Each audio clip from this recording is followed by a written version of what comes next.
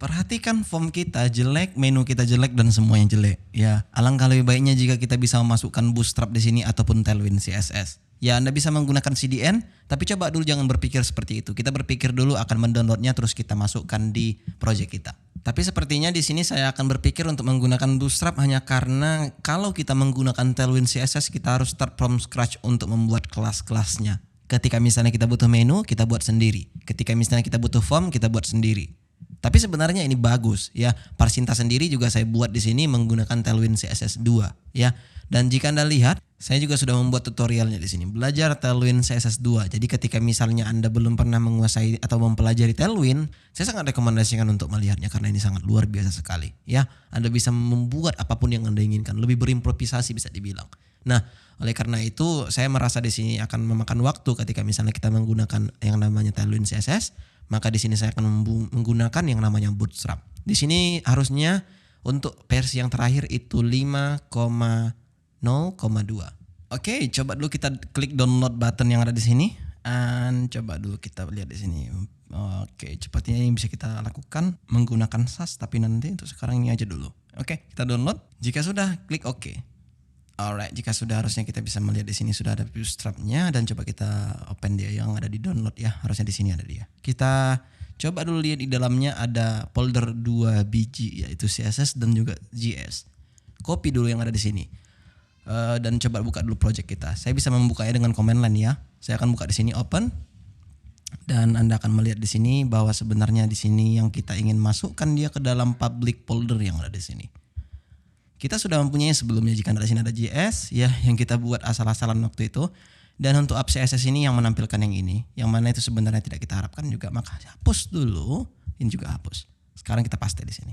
It's very cool. Jika sudah, sekarang harusnya kita bisa memasukkannya tepat di mana ya, master page kita lah.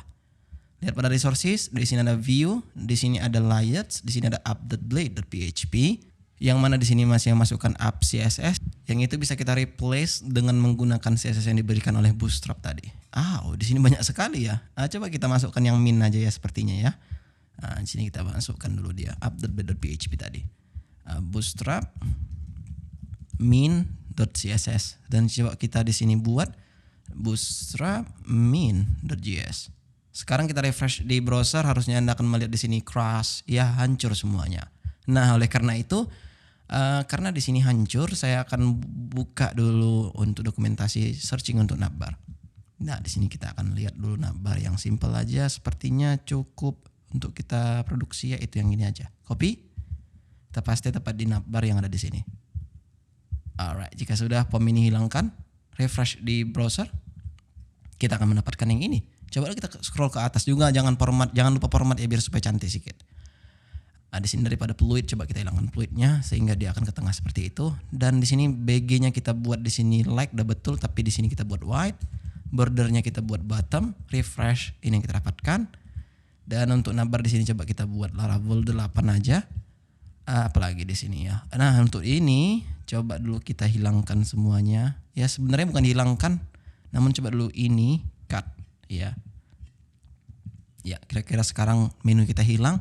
For each, dan kita buat sini navbar as item.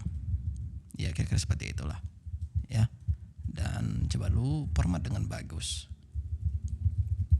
Sini kita buat item. Sorry, saya lupa apa yang di sana. Coba kita lihat pada navbar komponen view yang ada di sini. Ada name dan ada URL. Oke, coba dulu di sini kita bisa buat as name dan di sini kita buat URL.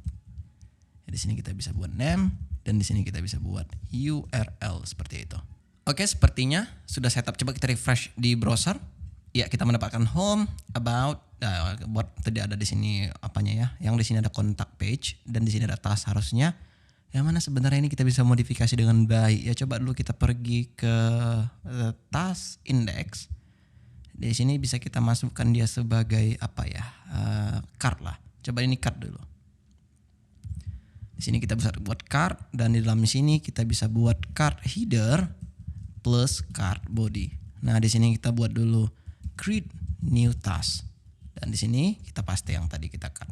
Seperti itu. Dan untuk formnya coba kita buat di sini dulu class Class form control ya. Ketika misalnya Anda menggunakan Bootstrap, Anda pasti sudah familiar dengan itu. Sini saya akan buat btn primary. Refresh. Ini dia. Namun kita butuh di sini inline form. Coba kita buat sini class form inline. Refresh. Apa ya namanya? Saya lupa juga, tapi tidak ada salahnya jika kita buat di sini deflex lah ya. Refresh. Ya, kira-kira seperti itu. Not bad lah. Coba kita buat di sini ms atau ma ya. Margin n 2 biar supaya ada margin ke kanan. Tapi sebelum ini terjadi, coba dulu kita buat di sini ke dalam row. Dan di dalam row ini kita akan buat call md6. Kita paste di sini. Refresh di browser, ini yang kita dapatkan. Namun coba dulu semua ini kita wrap ke dalam container. Seperti ini. Alright, harusnya sudah dalam container. Sekarang refresh, ya ini dia. Nah sekarang coba dulu untuk listnya, kita bisa cut div ini dan masukkan di sini. Sekarang harusnya sudah bagus. Refresh, ya kira-kira seperti itu. Coba dulu kita cari di sini list, ya list group lah. Ini bisa kita gunakan sepertinya. Class list group. Oke, coba kita buat di sini. Class list group. Terus untuk anaknya di sini kita kasih style juga class list group item. Dan sekarang coba kita refresh di browser. Ya kira-kira seperti ini, dia much like what you expect harusnya. Namun kenapa ini tidak kita buat di kanan aja? Sepertinya lebih bagus daripada tidak sama sekali. Coba dulu ini kita buat di flex justify content between. Refresh. Alright, very cool. Dan sekarang di sini coba dulu kita buat kelas btn primary, dan untuk stylenya di sini kita buat display inline dianya ya. Di sini kita buat kelas btn dulu. Bukan di sini, tapi di button yang ada di sini. Kelas btn danger. Refresh, ini dia. Tapi coba dulu kita buat di sini kelas flex untuk displaynya biar supaya dia ke kanan ya. Refresh. Ya, kira-kira seperti itu. Dan coba dulu di sini kita kasih ME2 biar supaya ada jaraknya sedikit ya. Oke, jika sudah harusnya apa lagi? Tidak ada salahnya jika kita buat di sini align item center. Tujuannya biar supaya apa? Anda lihat di sini dia agak ke atas, which is itu yang tidak kita mau. Refresh, maka dia akan ke tengah. Oke, finally kita akan bisa buat di sini MT4 biar supaya ada jarak antara pembuatan maupun bawahnya ya. Oke, very nice. Dan coba dulu kita pergi ke master page-nya. Di sini daripada tidak kita buat space, coba kita buat di sini dulu PT4 lah. Ya, refresh di browser, dia akan memberi jarak antara menu dan juga konten yang ada di sini. Kita pergi ke kontak, kita pergi ke profile. Not fun ya. Karena tidak ada page untuk itu. Oke. Sepertinya di sini sudah bagus ya. Jika Anda perhatikan lumayan lah daripada yang tadi ya. Tadi kan agak buruk gitu. Kita desain sendiri. Kebetulan saya bukan desainer gitu. Mudah-mudahan Anda tidak menirunya juga sih harusnya. Alright, jika sudah saya akan melihat Anda di video berikutnya.